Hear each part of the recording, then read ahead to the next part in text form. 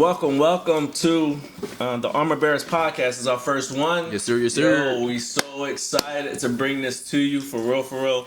I'm Len, whatever you know me as. I got so many names: Len, Tobias, Tobe, whatever. Toby. That's it. Yo. Toby. But listen, so your name Toby, boy. Listen, all right, so that's the sleeve, John. So listen, we're gonna put this out there. So this is the first one. So we want to do a proper introduction. Yes, sir. Who we are and why the Armor Bearers podcast, right? So as the Armor Bearers, we were just that in the church, right? So we were the security. We were the Armor Bearers to the leadership of our ministry. You know what I'm saying? And so that's where the Armor Bearers came from. And so that's what really joined the family that we are today. So that's the reason why we decided to embrace. That's who we are. So that's what we embrace the title of as Armor Bearers, because ultimately that's who we still are. Still, we're the Armor Bearers to our families. We're still the Armor Bearers to our friends. We're still Armor Bearers to our communities. And so those who we continue to support, we're going to support. We're going to continue to hold their arms up high, and we're going to continue to protect our cribs, protect our families. So we're still Armor Bearers to our lives, and even greater, we're Armor Bearers to one another. So this is the Armor Bearers podcast, and again, I'm Len. And so we're going to go around real quick, and everybody going to introduce themselves. And we're going to start to my right, my bro. Go ahead, D. What's up, y'all? You heard him. Named Darius Savage. They call me D. That's what I do by. Boom. Yeah, man. It's your boy Adam over here, man. You call me Adam. To my left. This is your boy Marcel. You call me Cel, Mars, whatever you suit you. To my left. This your boy Joey. Yep. Here we go. So, we want to continue to stay relevant. We want to be relevant. We don't just be a podcast just sitting around chit-chatting, talking about nothing. And so the things that we find to be relevant, there's a great age disparity or difference between myself, obviously, and my little bros. They're all in their 20s. But the thing that we do all have in common is through our teenage years, we all grew up in church. You know what I'm saying? We all grew up in church. And so we all grew up with that whole premise of, the different dogmatic ideas and ideals of what that's supposed to look like. Not just biblically, you know what I'm saying? But there's a lot of traditional stuff too that's apparently supposed to formulate our lives and the things we're supposed to draw from as we get older. So the thing we want to table today is how applicable do you feel the things that you were taught growing up in the church, how applicable is it now in your 20s? Like, especially with the evolution of our culture and our environment and our communities. Do we feel as though it's one helped us? Has it stymied us in any kind of way? Or, do you think that some of it was smoke? I mean, let's just keep it 100. There are some things that we feel as though, I just think it's BS personally. You know what I'm saying? So this is our format and our platform to be able to vocalize how we feel about all of that stuff. And we want to do that unbridled, without reservation, but with great respect to the tradition of church and to the institution of church, not the tradition of church, to the institution of church, with great respect to it. But at the same time, this is our voice. And so we're going to use it to tell us how we feel. So, the table is open. And so anybody want to chime in regarding it? Of course, the hot button topic is what we know. And so that's definitely Adam. Before we get into that, though, we also here chilling, man. We got the wine out here, man. We got the hookah. We chilling vibes right now. Chilling vibes. We also got to shout out my man Josh. He ain't here right now. Facts. Definitely got to Thank you for saying that. Josh wasn't able to make it tonight. You'll see Josh on the next podcast. So shout out to Josh. And listen, honorable mention. We got to shout out D. We got to shout out Delando. For sure. Who lives out of town, so he's not able to participate in our podcast, but he's definitely here in spirit. Right. And there's always a seat for you, Delando. Stop by when you in town, D. Definitely. There's always a spot for you. So the answer to go on that question though, like, to be honest, since out of all of us, just being completely real, I'm the only one that's still kind of active in church, right? Mm-hmm. So I think for me, the things we learned in church, I don't think they worked for me until I actually understood it. When you say they, like those rules, gotcha. or not the rules, but like the system of what people say and how things are supposed to go. Once I was able to, what your parents might have said back in the day, like, pause, take the meat and throw away the bones, right? Once I was able to do something like that, Facts. then it actually made sense to me. Once I realized what was man-made tradition Right. and what was actual biblical practice, Right. then it was like, okay, now I understand. Give the me an Bible. example, Joe. For example, you know, one thing growing up, especially in our church, one thing as armor bearers, we couldn't wear jeans ever.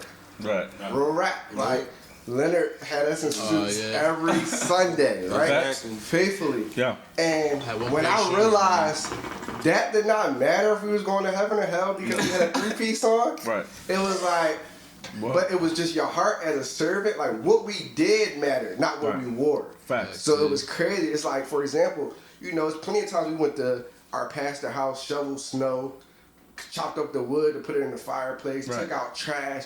But like, we ain't wear suits those days. I picked up her But dog that's poop what too. actually mattered. Yeah. Right. Took her dog I to. had to pick up her dog poop a couple Damn, times. dog. How I ain't many gonna times lie. her dog threw up in your back seat Bro. because they swallowed the rubber band from the hairdresser?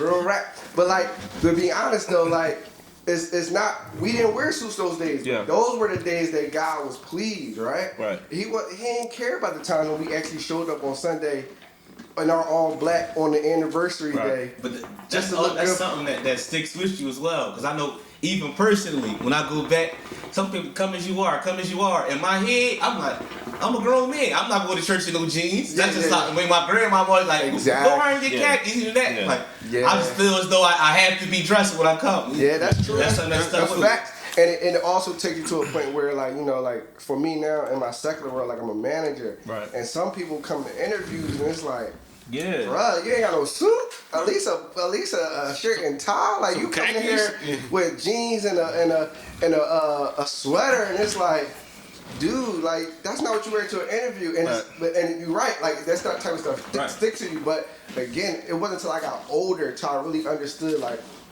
what actually applies to our lives and what doesn't really matter. You know what I mean? Yeah, facts. So That's good stuff. Now listen, let me defend myself. So as an armor bearers, for those who don't know, I was the head of the armor bearers, which is for the most part church security, pastoral security. People who know us know what church we're referencing, right? But we'll never throw the church out there because again, we're not throwing the church as a whole, not just our independent It's not or about individual the church. church We're or not throwing that under the bus. organization. But we are going to talk about our experiences. So that's going to come unbridled and without reservation. We're not going to bite our tongues about our experiences because this is our platform and we're going to use it. But to defend myself, it really wasn't, and I never presented it that way. Right. That dressing up in suits made you closer to God. It never did. I never ever said that, you know, you got to was a do standard. You it. It always was just told it was a standard because it was the aesthetic of it all. Right. One, Right. we were the security of the church, right? Right. You guys had posts around the church, right? Uh-huh. So it just the aesthetic of it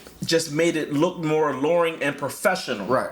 Which goes back to what Darius kind of concluded, like, yo, I can't just show up in this. Yeah, right. Not that that's going to make him closer to God. Right. It just makes him feel more presentable. Exactly. Even to your example, how you going to go to an interview? Like, people in will question jeans? things like that. Right, so- he used to come every day in a nice flat. He came here today with the cheese on. What's Right. wrong with him? Like, Yeah, I and don't No, know. they're looking at you crazy. You looking at you What's wrong with him? He crazy. has no cheese. Right. Facts. And so, and y'all boys was killing it when y'all started, and y'all started buying into it. Like even the picture that I got up here at the crib, like, yo, that was Bishop's anniversary right there. Yo, we was clean, like pocket squares. Like now y'all going out shopping for pocket squares and bow That's ties. definitely something you still take with you. Like, Yeah, even yeah. I go in formal events, my girl, I don't need no help. I've been Right. getting dressed I'm for a good. long time. Right. I'm gonna be alright. Don't good. worry about me. Yeah. I know what I'm sharp now. Yeah. Let me grab I my know what I'm pockets, doing. man. So that was just setting a standard. That's all that was. Let But me it get had my- nothing let to me get do. my suit tailored Yeah, I got you. Don't worry about it. So let's speak to the tradition of it. You know, a lot of churches and a lot of atmospheres, they feel as though that not dressing up to go to church is disrespectful. How you feel about that? Go ahead. Somebody else can talk. Well, I don't see it as a disrespectful. Like I said, like people always tell us, come as you are, and you come as you are. You're learning the rules, not the rules, but the bar of church. I feel like it teaches you something that you can't learn out in the streets. Because I know a lot of my friends don't know how to tie a tie, but I learned that going to church. You know what I'm saying? That's good So Facts. when you learn certain stuff from a establishment, it don't even have to be church, but just work or you know, coming on time to work, you know, Come on time to church. brush your teeth, you Come know on what time to I'm saying, Boom. smoke Boom. good, take a shower, wipe your butt, whatever. You need No, that. facts. And piggyback off of the come as you are, you know, like a lot of times people say, you know, come as you are doesn't mean your outer appearance, but it means your inner appearance, right? That's what they say. But at the same time, you know, I don't think it's disrespectful that you don't dress a certain way, but I also think that there needs to be a standard where you give God your best. Now, again, growing up now from church back then to church now, I'm gonna be honest, I do wear jeans to church now. You know what I mean? I do wear button-ups to church now, Right. or hoodies. And some of it is for different reasons, like, you know, everybody know I play the organ.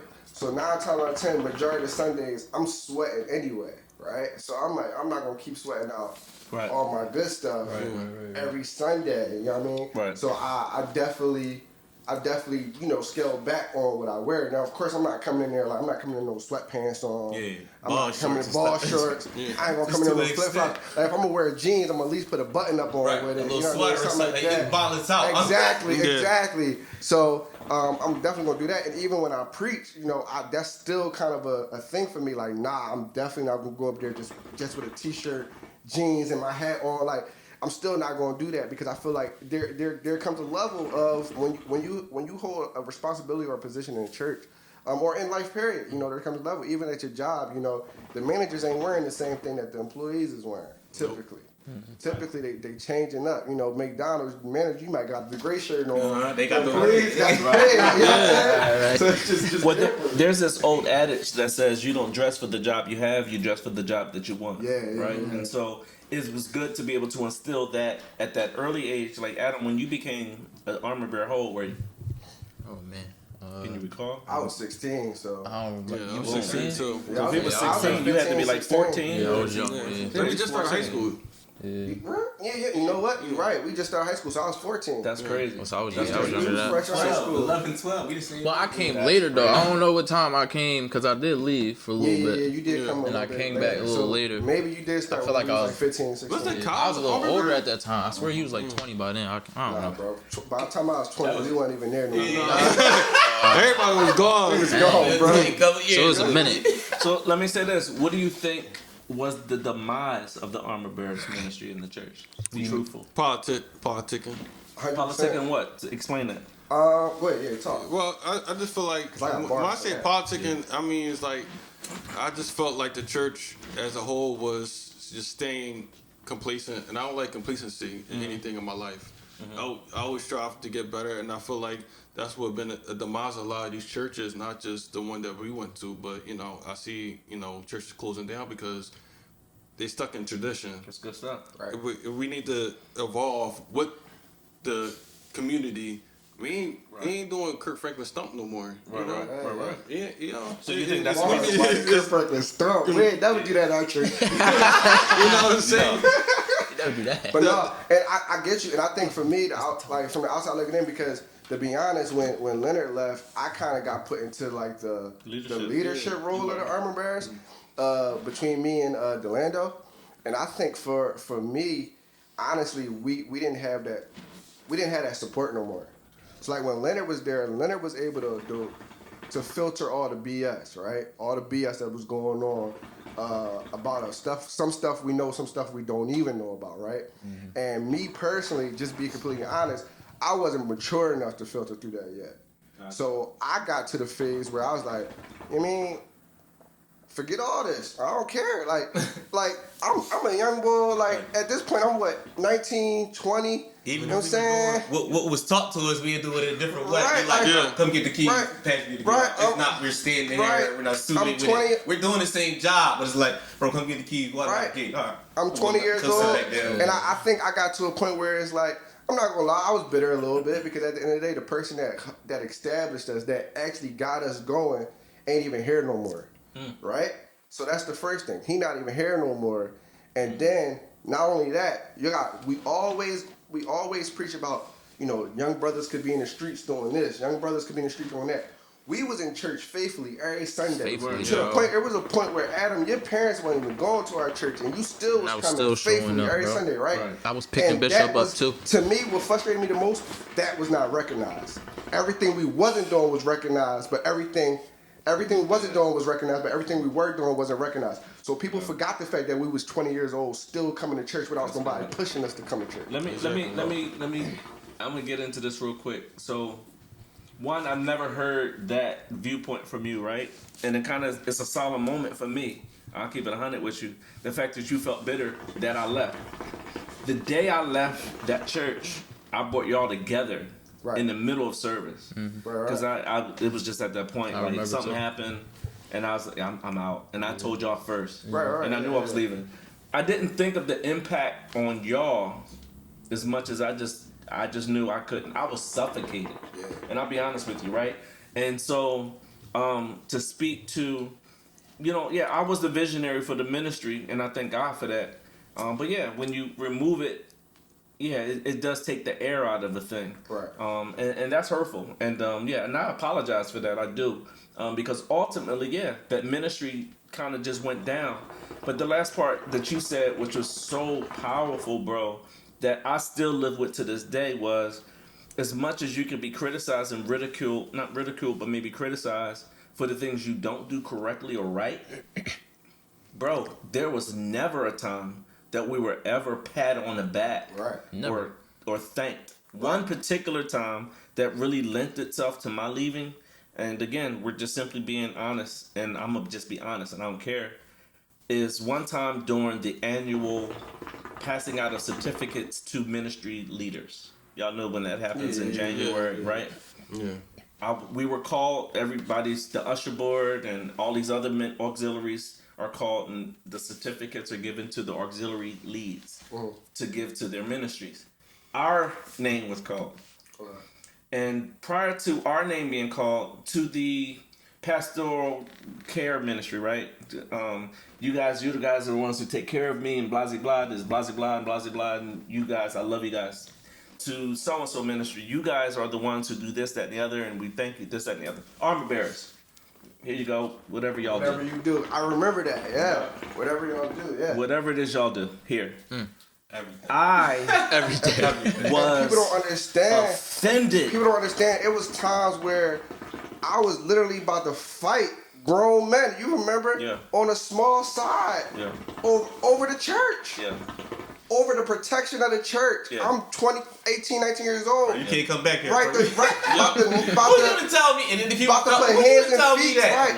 right? About to put hands and feet on somebody over the protection of the church, Right. just for people to treat us like we was like, oh yeah, whatever y'all do, Right. Like, that was offensive. and people wouldn't even know that. A lot of members wouldn't know that. Yeah, I was offended to the utmost. Now, let's qualify our purpose. Our purpose, keep in mind, everybody has heard and read or seen on the internet of different times churches were attacked and people would come in and a guy would come in and maybe shoot his wife, or somebody would come in and shoot the pastor. Mm-hmm. And so this was kind of like really upfront in current affairs. Right, it was quite prevalent at the time. So we need to make sure that we're cool, because every once in a while we got some wanderers that come in that may be questionable. So I thought that we needed to establish some kind of inner protection to our ministry, and that's the reason why we started the Armor Bearers for the most part. And not just that, we had a leader who was civically engaged in things. She was important. It was important. They were very.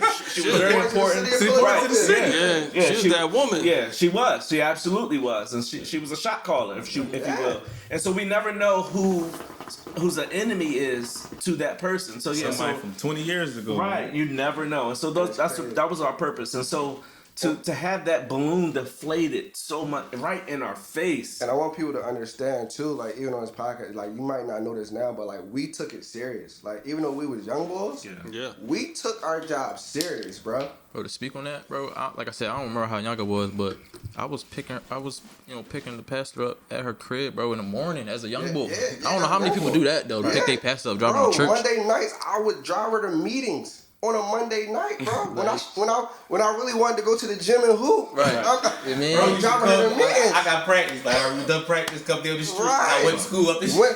How many times Wednesday night Bible study? Me and Darius fresh from basketball practice go to Wednesday night Bible study just to make sure. Right. You know what I'm saying? So we serious. Not many ministries have that kind of commitment from young men, first of all, most young men, they'll just wander in, they'll get a word or whatever. They may come to some kind of mentorship Bro, we was meeting involved, or something bro. like that on Saturdays. But yeah, there were times set between first service and second service. There were a lot of times, Joe, I would come to Joe. Yo, Joe, get the boys. We got to vacuum. Let's vacuum the carpet in between first and second service. Right. What we doing? Chairs, What we doing after we eat?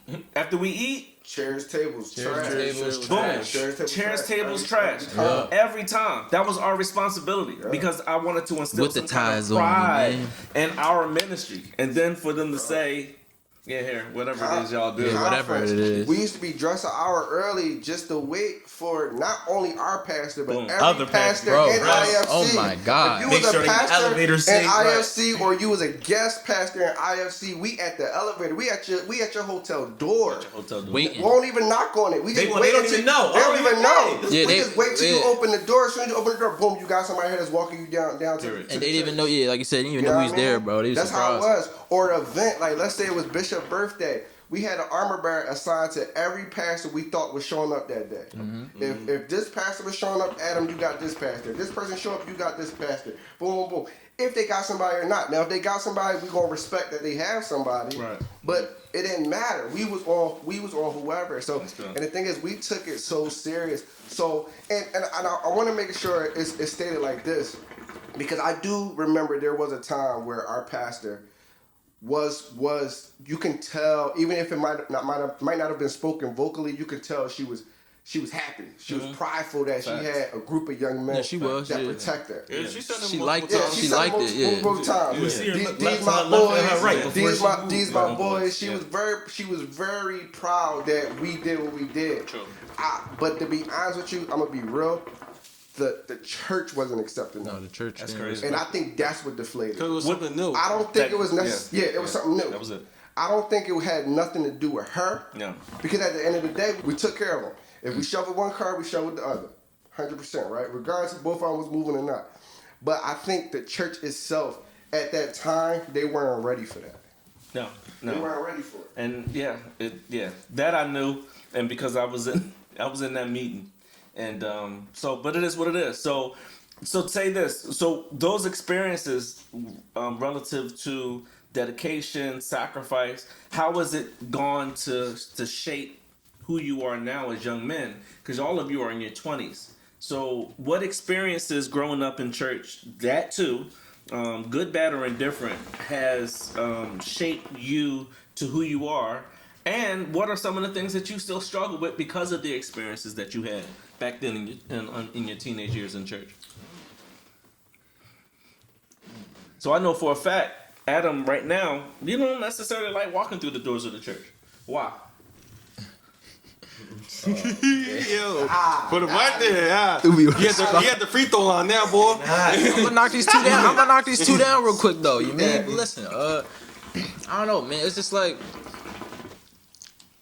my dad left, right? So I feel like I just had to. My family's here, my bros are still there, so I'm gonna still show up, man. And then I started going to, I started playing ball, and then once I just stopped going, it's just I felt like I ain't have to go back. I felt like I wasn't gonna miss anything. No offense to y'all, I mean y'all my boys, but I feel like I wasn't gonna miss anything though. I feel like I wasn't. No even, offense to us, because we still rocked out inside no, or outside. oh, the yeah, church. exactly. For sure, for Always sure. together, yeah. But no, but by saying that, I'm just saying when I said that, cause like I thought about that every day. Like, damn, I'm leaving y'all hanging, blah blah blah. I'm like, I felt, I ain't gonna say that. Like it's kind of like I felt like I let y'all down. Like I'm leaving y'all. Leaving y'all behind. So, but it's just like once I stopped going, it's like I don't gotta go back. Like I'm still gonna say my prayers at home in the morning, whatever. I didn't feel like I had to go to church because like that church didn't feel like I needed to go there. I didn't feel like I needed to go to church, honestly. For what? No, that's fact. I didn't feel like I needed to, like you said, because like they didn't make us feel important. Because like when I But it wasn't became, about feeling important. not yet, it but like, was my fuck, go ahead. No, go ahead. No, but I'm saying that how the armor bearers made me felt like when I came back, I felt like I was important. Like, yeah, I got a job to do. Like, I feel like I was involved in the church. Responsibility. And Yeah, I I was got a just about to get with responsibility. that. I So, was just about to get with that. Yeah. but at the same time, like the church didn't make you feel like nothing. At the same time, like they was just like whatever. It's powerful. And to So I be was just honest like, with dang, you, that's I crazy. think what saved me, right? Keep it all the way being, what saved me while I was going through that immaturity phase of feeling the same way that Adam was feeling, what saved me was, remember, there was a time I had to transition from being a full-time armor bearer to a musician, right? So I ended up picking up another responsibility.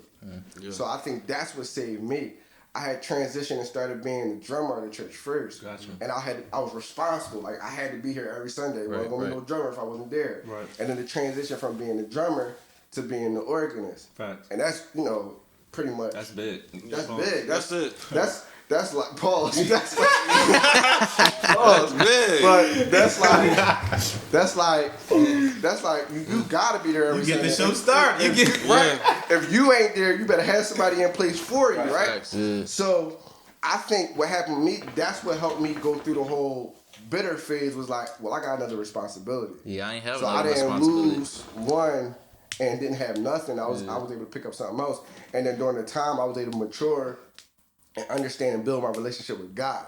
Right. And was able to separate that from the church. Facts. So then it's not about do the church need me here or do I don't feel wanted here. It's like, no, this is what God requires. You get what I'm saying? Like, Let me intervene for a sec. So, one of my good friends, Pastor Jamal Van. That's my boy. Shout out to Jamal Van.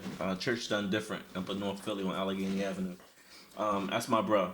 One time I distinctly remember telling him because he had young boys in his church and he wasn't totally sure what to do with them. Right? So his church, he didn't have a big ministry, nice growing ministry, but he does have a lot of women. In most churches, 90% of our churches are filled with women. He wasn't sure what to do with them. And the only advice I had for him was with any young men, and it's for any leader, any pastor, any church, if you have young men in your church, you cannot allow them to be dormant in your church. You've got to give them responsibility. We all remember when we were little boys, and if their mom and dad or uncles, anybody, or cousin, yo, somebody go to the store for me. I go. No, he said I go. No, I go. It's like we naturally like, yo, Yes, I can yeah. make 10 free throws straight. Nigga, whatever. I can make 12 free throws straight. I can make 15 three. Like, it's a challenge. Like, we always need something to do. You've got to give young boys something to do in church, or else they just will sit there, wither away. And they'll never come back again. You'll lose them. You've got to give them purpose. And so when Adam came back, he didn't feel the attraction to the ministry. He felt the attraction to his responsibility. Facts. It was all about just the brotherhood That was I had it. there. That was I all. had a family here, so it was just like, yeah, I'm gonna stay Yeah. for the family. That's all that mattered to him. That's what he embraced, and that's what made him feel welcome to be there. Was that, and that's what we did establish though. With our army, we had the earpieces. We were looking good. Oh, yeah. We was our own ministry. I mean, we even ate together. We traveled together. Yeah, we were a family. But you guys had a responsibility, and I think every young man need to have that, especially in ministry. yeah, because it was more than just like singing on command. Look, I ain't no singer. I did it because I was Right. forced to. Yeah, you know what I'm yeah. saying? Yeah. Sing on the choir. All right, cool. Yeah, I was a nice director because I understood music. Right. You know what I'm saying? Right. It had nothing to do with me singing. I just understood. Right. I knew placement. Like, all Right. right, this should go here. But that's the natural fruition Right. in church, if you will. exactly. Yeah, Exactly. That's like natural. Usher board, choir. Yeah, you kind of just grow into stuff. Kind of grow into stuff. Yeah. But I think what happens is, and let's be honest, for us, even at our age that we are now, right? What is it besides this? Besides after you get on the choir, what is it for men after that? Wait, I think we should If you say got- that. We will. I think we should say that for the next segment, Yeah. though. All right, for all right, sure. cool, We're cool, gonna take cool, this cool, break. cool. We're gonna What come other back. roles did we feel more comfortable as men in ministry, as it's designed now? So we're gonna take our little break real quick. We're gonna come back, We're gonna man, give man. shout out and all that. If y'all don't got a glass of wine, grab y'all some glass of wine, and that's it. Shot o'clock. We'll be right Blood back. of Jesus, you We'll know. be right back. Welcome back from our break, sponsored by Old Bay. Sponsored by Old Sponsored by hookahs around the world. Sure. So listen, we wanted to go back to the question Joe was talking about relative to what else is there in ministry for men to do. Yes, sir. Joe? I think, like I was saying, growing up, you pretty much you usher board, the youth ministry, and the choir. But once you get like our age, where all that stuff becomes like, just irrelevant. I had a bad Usher experience, man. Irrelevant, Bad Usher right? experience. It's like, what else do? in order for you to be a deacon in church, you got to be appointed. In order for you to be the elder, you got to be appointed.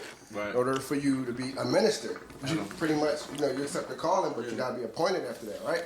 So it's like, what else can you do? So I think it goes into, creativity. How do you add that sense of, Right. What's next for people? Innovation and all that. Well, before Marcel chimes in on that part is like I was saying before. What else is there? Church is not a Fortune 500 company where you can go up to the 5th floor and be director of this, director of that. There's only but so many things. Like we were speaking about with the armor bearers. I felt as though you guys needed a position. There wasn't a position, especially something that you guys weren't already doing. So we created armor bearers, and that was appreciated. So sometimes, like you were saying, Marcel, sometimes we got to be a little more innovative, and we may need to create something. So I'll go ahead and give you back the floor, but I just wanted to chime in with that viewpoint. Sure. Yeah, so I think for real, we just gotta ask people their interests, and I just feel like a lot of people don't have the input of their interests. Especially when you I young. never, Especially when you young, nobody too. ever came up to me and was like, What "You are want to you be usher?" interested in? Yeah, wait, no, talk to you. Right. Yeah, nobody really talked to me. Yeah. They'd be like, bless his name and Bless his name. and bless. Bless me. Bless his Put it in name. the pot. Put it in the pot. Bless his you to be an name. usher. Yeah. And then when you get old enough to say you don't want to do that no more, after that is Yeah, The rap. You're not doing it you're no just more. Marcel. Yeah. Exactly. Yeah, facts. Yeah. All right, listen, we want to, because everybody now sees these white containers, we needed to promote, a small business, and we want to do that every time we come Black on. owned. And so this is more of a hustle. This is not a brick and mortar store, but we want to give it to Darius because we want to know, people want to know, yo, what are y'all chowing on right now? So we want to give it to Darius so people know what it is that we're being rude about right now and chiming on this, clamming down on this food right now. Darius? Right now, we have a little shrimp and salmon Alfredo going around. You can find this on Instagram _ Naya Camille NIAHCAMILLE. Okay. And my honest opinion, mine's almost gone. That's all I can say. She has options for our vegan brothers here. Whatever you need, she got it. There's Any an interruptible health for problems, she got something for you as well. Go on there, Naya Camille on Instagram. Hey, amen. I'm gonna get back to this. Shout out to Naya. That's good. No, it is good though. Shout out to Naya. I appreciate it. Naya. Let me be your critique of this salmon and shrimp. I thought it was Alfredo. But it's good though, real talk. The salmon is good, the shrimp is good, it has great taste. Definitely. So, shout her out if you interested in that. Especially whenever she's selling dinners, you want to hit her up. Definitely. She definitely has our thumbs up. For especially this particular platter. I know she has other things, but if anything else tastes like this salmon and shrimp that we're eating right now, I'm sure you'll be just as pleased as we are right now. We're gonna keep chopping down, but we want to go ahead and keep promoting this topic of how has the church set you up for your life. Now y'all in your 20s, Right. What has it given you to move from or to move forward with? Also, where do you think it might have stymied you a little bit relative to maybe some of the traditions and things that you were taught? How you feel about that? Talk about it. Well, I started church when I was a baby. My mama brought me in. My grandfather's an elder. So was my grandmother. And, I grew up in the church. And I just felt, after a while, it got stagnant. And I was like, I need something new, and I started, working on Sundays, working on weekends, Wednesdays, wherever, because I used to cook, and cooking is, you work on the holidays and Sundays and the weekends. That's all you can do, because that's where the money makers at. Everybody goes out to eat on Christmas, the day before Christmas, New Year's Day, New Year's Eve, pop the champagne, whatever. So, but back to me being in church, I learned that a purpose of being in the family with the armor bearers and also the church family, just outside of church, you go out, we did different things. You went, roller skating, ice skating, basketball, You know, whatever we wanted to do, we did it as a family, as a unit, and that taught me, you know, that it's okay to be another wheel in the cog. You know, it's just like we're all on this journey together, and we are heading to a destination. It may not be the same destination, but it's somewhere, and we gonna help each other get through that. And where the part where I dropped off at, it was, you know, like I said, was, you know, complacency, and the church needed to be more of an evolution. So it lost your attention.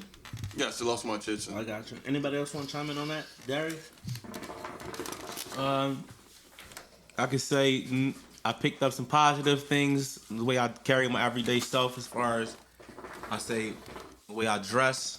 You know, when it comes time to get dressed, I knew what to do, how to do it. That's something I picked up in the church, as far as moving. Piggyback on what Marcel just said, as a unity, things like that, moving on time and having things in order, organized, stuff like that. Like, you don't just want to show up. You want to show up with purpose. You want to show up. You want to do it right. Things like that. Facts. No, definitely. You know, and just to kind of go back to, like, you know, one of the things that Marcel said about evolution or whatever. That's one thing I feel as though if I had to have any negative input on church itself, that's would be the biggest thing. It's just church itself. We live by that scripture, right? We are in the world, but we're not of the world or whatever. We live by that saying, right? Mm-hmm. And sometimes I think we allow that to stagnate us in our growth. Yeah. Because of course we don't want to be like the world, right? We want to make sure we're set apart, right? That's the word, mm-hmm. Set apart.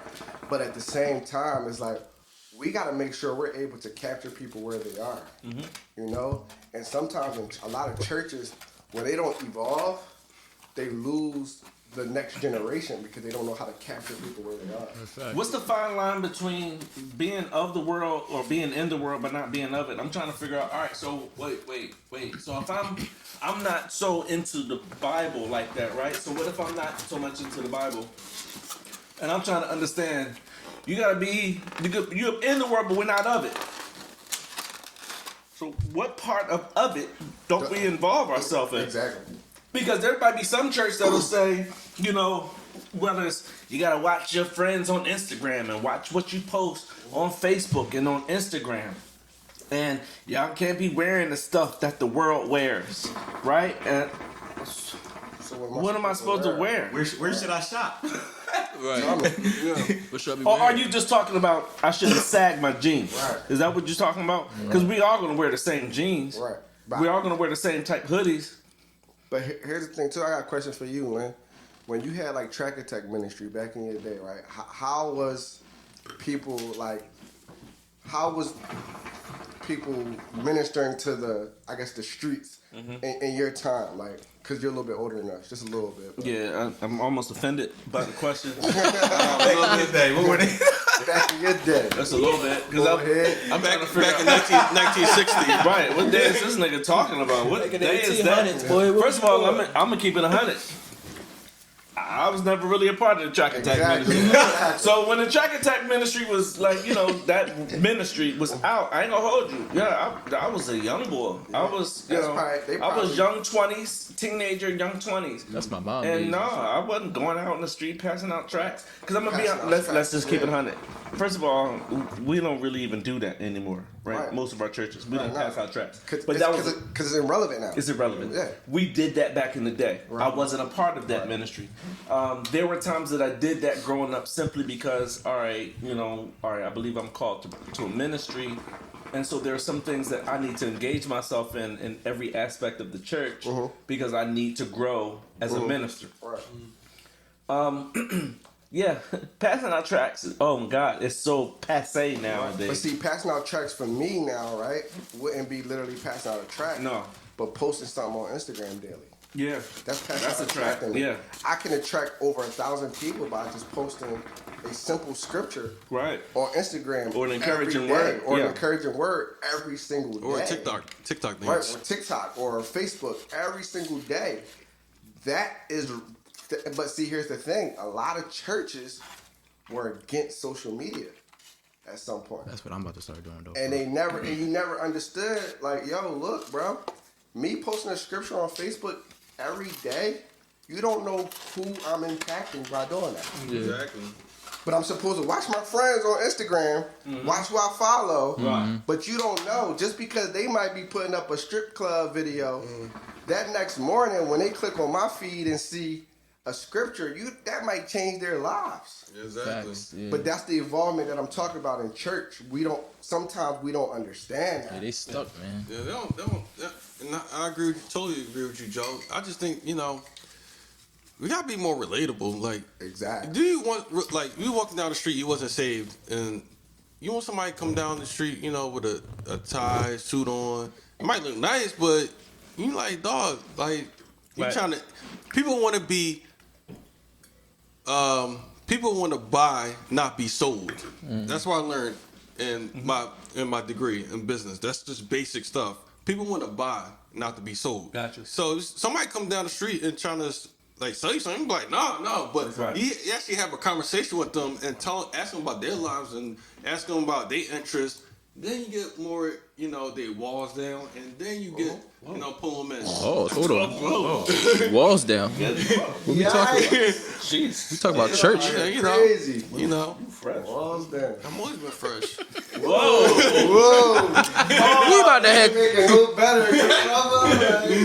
Okay, let's go to something else. But- But I totally get you, man. Relative to, yeah, I mean, you got to know your audience. That's one of the biggest things relative to preaching, and Joey knows that himself. If you're going to format a message, I need to know, first of all, who am I preaching to? If you call me to ask me to minister on a particular Sunday or Friday night or whatever, am I coming for any particular reason? What is it? Is it Youth Sunday? Is it the official board's day? You can prepare you Sunday message. Ain't nobody in that congregation older than younger than 45. 45, right. Yeah. And you What? sitting there, right. You talking about peer pressure. Right. And everybody in there 70. right. I feel you feel my spirit. Yeah. Still So young at heart. you gotta know who you're talking to. And a part of knowing who you're talking to or even being received is when you walk through the door, yo, that's when your message begins. So yeah, so how are you dressed? Are you welcoming? And so that lends itself to being suited and booted versus, listen, I got on a hoodie and a fitted or a snapback, you know what I'm saying? But as long as my message has nothing to do with my gear, has nothing to do with my gear, it has everything to do with my message. So yeah, so that's certainly a good thing. That's a good thing. So listen, even as we're evolving, we're talking about evolving, we're talking about what's been impactful in our lives relative to ministry, not just any one particular church, just ministry itself. Now listen, here's a disclaimer. There are a lot of ministries out here right now, yo, that are doing the thing. You know what I'm saying? Facts. They're impactful. Right. They're hitting the streets. They're in the community. They're involving. They're embracing. They're all of that. Listen, there's no perfect ministry, right? So we're not saying that. But not every ministry is bad, by no means. There's a lot of ministries that's doing the thing. But at the same time, what does ministry look like, man, after pandemic? What has pandemic shown us or revealed to us relative to, one, our attendance in church or our impact on ministry? You know what I'm saying? What have you guys taken from this pandemic relative to church attendance? I got something to say. Go ahead. Why can't we cash that to church? Can't cash You it. can. Yeah. There's a lot of churches, bro, and I'm not even Yeah. going to add to I'm gonna that say narrative. 85% of church. All right, Not they a switch, church. they switch up now? Huh? I'm talking about churches in general. Churches in general 85% of churches have Cash App. All right, thank God. 'Cause At least 80. I'm gonna say, Thank God. I didn't get that number. I just made that number up, but I'm pretty sure a majority of A churches lot of that I've churches have seen, Cash App. they have Cash App. the worst thing in the world is when you get you like second service and you ain't got no cash on you. You gotta go to the ATM. They're doing like $3 surcharge. Listen, bro. Screw Now I'm not gonna lie. Second service. I don't like ATMs in churches. I went to a church You before they seen had an ATM in ATM church, in the bro? lobby. Yeah, I don't think that's cool. Yeah, that's doing too much. I I don't feel think. Don't force me to go get some money. Tap Mac to go get It's some here if you money. need it. Like, Hold on, they tell you get tiles. They charge you $2 to get the tiles out. I didn't see you use that ATM. but I think going back to the question though, like I think for me, somebody who's actually been serving not just one church but multiple churches during the pandemic. I've been at at least 4 or 5 churches during this pandemic doing different things. I think for me, in the beginning when the pandemic first started, and Leonard can tell you this because I would talk to him about it all the time, is I was always like, yo, you know what? At this point, you don't need a brick and mortar no more to have church, right? But then when we got to the part of the social distancing where people can still have church, but they had to like, only could have a certain capacity in there, I started realizing how important actually being in the building and corporate worship was. But then what it clicked to me was that's 2 separate ministries for church. On digital and in person is 2 separate ministries. So now you got to attack it 2 different ways. Right. Having service online literally is an entirely different church. That's like south, north. So like you got 2 churches, got one north side, one on south side. That's literally what that It's turns 2 different into. experiences. Yeah. It's 2 different. You can't even equate the in-service experience to an online experience. You don't get that atmosphere. Yeah, you can try your best, but you can't. You can't get that atmosphere. You can't get that corporate worship. There's nothing. That's almost like me telling you, yo, I went to that Jay-Z niggas in Paris concert, and because I did. That's the only reason why I'm using that as an example. I was in Paris. We went to Paris for that concert. Yo, how much was some tickets? Yo? That's a whole nother story. Leave me alone. Man, you balling, dog. We went to that concert versus me, yo. I saw that joint online. That joint looked crazy. Right, No, it wasn't crazy until you was there to see. Yo, most of these people are from Paris, and they are lit. Yo, and this audience was crazy. I almost felt like it was a whole convocation. Like it was crazy. Right. And so the online experience. Yeah, that online experience is crazy. And then the thing about it is too, like, you gotta understand the church you had before the pandemic started, right? So if majority of your church was older people who really don't do the online thing, then they are not going to buy in to a certain extent. They're not going to really buy into this whole online platform. But guess who is? People like us. Yeah. So people like you and you who work on Sundays, right? You can now buy into this online experience because one, it's flexible for you. You're still getting what you need, and you are already attracted to the online presence, right? That's your generation. That's our generation. So that's what I mean by 2 separate churches. If you create an amazing online platform, you literally are starting in an entirely different church, separate from the church you already had. Yeah. Which, if you do it correctly, and this is the business side of me, if you do it correctly, you can pretty much double everything you have. Exactly. Offering, membership, support, and all types of stuff. Notoriety. Yep. Yeah, because, like, what's that church up New York with the white boy cheating on his wife? I don't even know what you're talking about. Yeah. Throw nobody under the bus. No, we don't know the white boy. Like Song Hill Church, something like that. It's like a mega church. They all be wearing jeans and stuff, and they be all designer All right, and stuff. just say what you got to say, because I'm really lost. What's the experience? What's the experience? I just feel like it's more acceptable for me because, I can see myself, chilling, having the jeans on, it's not, So what had to do with him? But I don't think that. Cheating on his wife? First of all, that ain't got nothing to do. No, I was trying to think of the church name. But secondly, my question back to you, Marcel, and hopefully you can answer this. Yeah. Is what does that have to do with? I guess as far as how you fit in, because here's the thing. You just said it. You kind of. I still don't know what you're talking about, but you kind of put bull on blast. So it's like, all right. The first thing you said was something negative about the church. You said he cheated on his wife. That was the first thing you said. So how wearing jeans clicked to you like, oh yeah, this is a church I can go to? Like, I'm just being honest, right? He had jeans on when he did it. He cheated on his wife, but they got jeans on. So the reason I brought that up because that was the most I thought it would be like the most common thing for everybody to know. So that's why I said it. God bless. Right. Yeah, the most common thing. But is like I said, the more accepting of the feel of the church. I don't want to see, everybody in a suit and tie on YouTube. I want to see YouTube, Yeah, okay. that's why I saw like some of the ministries. Like I see the clips on YouTube. I mean on Instagram and stuff like that, and it'd be like little snippets. And I like that about churches. Like Yeah. like the main part of the sermon when it really clicks for a person. I'm gonna be real, and I'm gonna pass this on, but I'm gonna be real, and I gotta shout this person out, right? The first person who made me look at church differently, like I'm talking, besides just appearance, I'm talking about the approach to the message, the approach to the worship experience, was Transformation Church out in Tulsa, Oklahoma. Pastor Mike Todd, right? He's hot now. Everybody's on him, but I've been watching that church since like 2016, right? I've been watching that church since back then.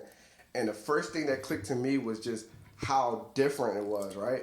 And then on top of that, they were in an urban community, but the original pastor was Caucasian. He was white. And they had a predominantly black church. And it wasn't until they switched to a black pastor that they became, multi-ethnic church, where they have white, black, young, old. And it was just the approach to service, period, that just made me be like, yo, like, this is what church is about. Like, Right.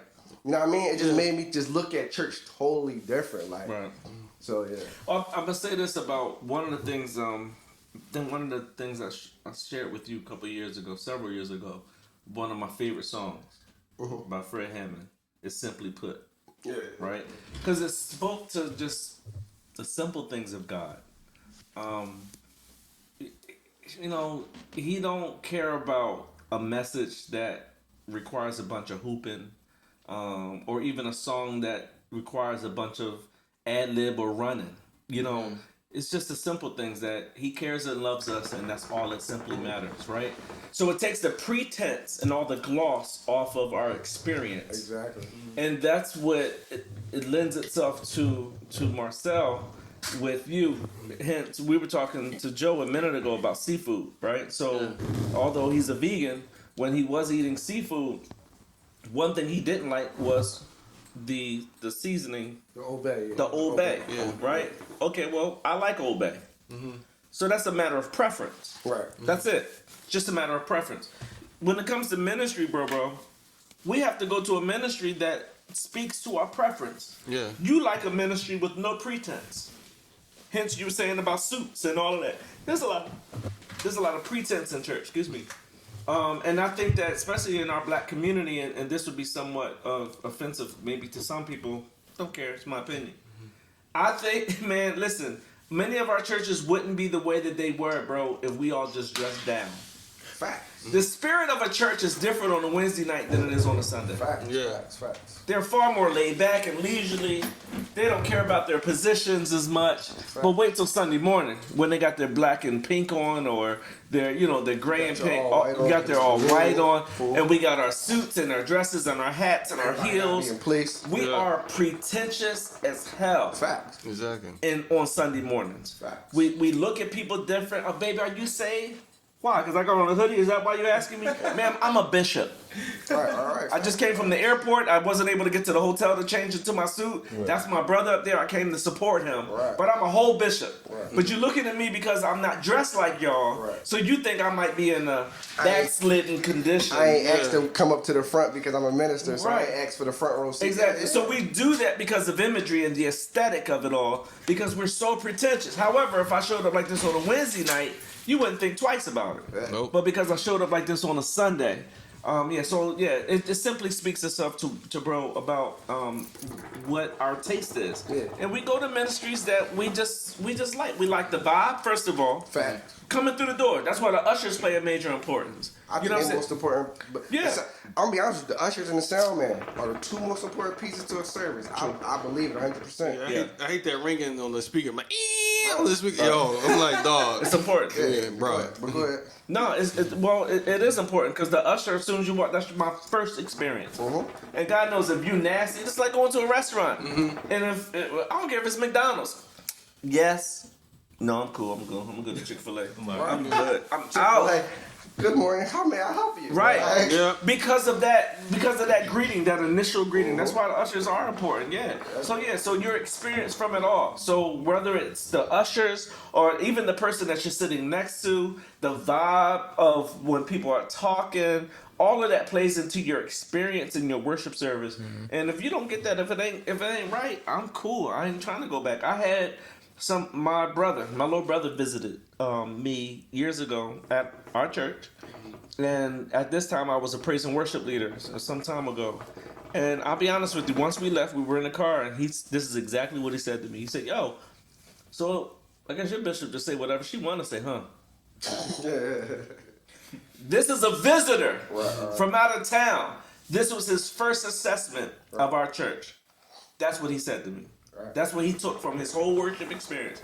Not whatever tongues we may have spoken or whatever shouting we may have, whatever the message was. What he got from that whole experience was that. And it stuck out to where his first response to me was, hey, look at you. They just say whatever she want to say, huh? And I'm sure he would never come back from that experience. So, again, it's not to castigate that ministry, but it is that we take from our worship experiences what we take. Everybody individually, we take. And then whatever we embrace, we embrace. Bruh, it's a church. Listen, I won't say a name. It's a church I will never go to. All because of just my first experience there, filling in. It was crazy, man. Facts. And I filled in on the keys one time, and just how the vibe was, I was just like, nah. Was it like unorganized or was it like? No, it was organized. They was tight. You know what I'm saying? It was the vibe itself. Okay. You know, Right. when I first walked in the door, I didn't even get a hey, how you doing? I'm brand new to this place. I don't even know where I'm supposed to go. People Right. looking at me like I've been here already. Right. I ain't get a hey, how you doing? I ain't get a thank you for coming. Thank you Right. for helping us. But I don't know this, but I'm just here to fill in. Yeah. It just goes to show you, man, all of those things matter when it comes to your experiences. And so, whatever experiences you have, man, I don't care if it's church, if it's in your carnal, in the carnality of your life, whether it's your job or even in your home. Listen, even, we're in my home right now, but every time we're here, I try to make something to eat, you know what I'm saying, have a snack, something to sip on, a little hookah. Yeah, that all plays into your experience when you're in my house. Facts. But when you come here and go to my door, yo, take your shoes off, bro. Yo, sit down, yo. You ain't got bed bugs. You like, yo, you're not coming back over here if every time I gotta shake you down like that. So we gotta be like that in our daily lives, and so we just gotta be mindful of all that. So listen, yo, we had good conversation.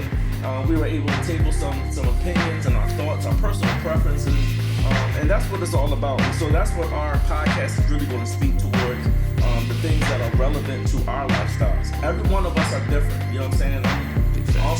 I'm almost 2 times as older as my brothers. Yo, stop lying. First of all, that's not even funny. 3 You know what I'm times. saying? That's 3 not times. funny. Stop lying, dog. Screw you. Almost. I'm almost. Yeah. But our viewpoints are relevant, you know what I'm saying? And none of our points are non-relevant. They're relevant, you know what I'm saying? So because I want Darius to feel comfortable wherever he goes, Adam, everybody. So again, big ups to everybody. We want you to be able to like and subscribe to our YouTube channel. Yo, keep chiming back in, man. We're going to continue to grow. This is our first episode of our Alma Bears. Let's go, man. You already You know know. what I'm saying? So keep chiming in, y'all. Yo, much love, benediction. Now may the grace of our Lord and Savior. No, I'm just messing with you. Yo, big ups. Thank you. God bless you. Yo, tune in. Everybody say goodbye. Peace out. Hey, we see y'all next week. Bruh. Yo,